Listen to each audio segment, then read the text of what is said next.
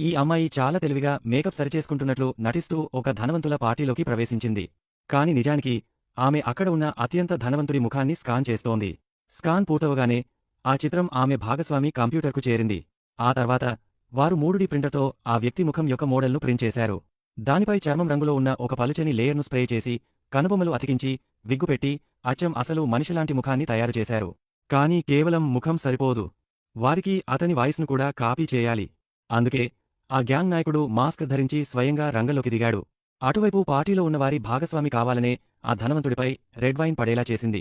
ఆమె అందంగా ఉంది కాబట్టి ఆ ధనవంతుడు కోపం తెచ్చుకోలేదు. కేవలం ఒంటరిగా వాష్రూంకు బట్టలు శుభ్రం చేసుకోవడానికి వెళ్ళిపోయాడు. బాడీగార్డ్ బయట నిలబడి ఉన్నాడు. ఇదే వారికి కావాల్సిన అవకాశం.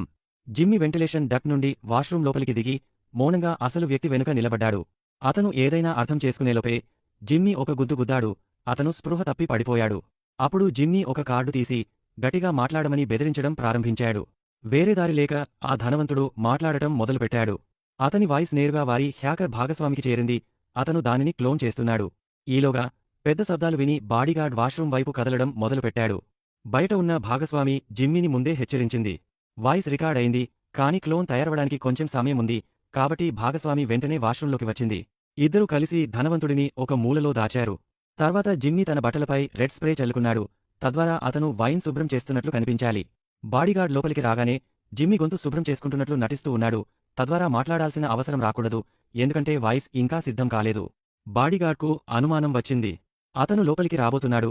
సరిగా అప్పుడే వాయిస్ మాడ్యులేషన్ పూర్తయింది. జిమ్మీ అసలు వాయిస్లో అంతా బాగానే ఉంది, బయట వేచి ఉండు అన్నాడు. బాడీగార్డ్ బయటకు వెళ్ళిపోయాడు. ఇక చివరి అంకానికి సమయం ఆసన్నమైంది. పార్టీలో అదే అమ్మాయి సోషలైట్గా నటిస్తూ జిమ్మీని డిన్నర్కు ఆహ్వానిస్తుంది. ఇది ప్రైవేట్ డేట్, కాబట్టి బాడీగార్డ్ కలిసి వెళ్లలేడు.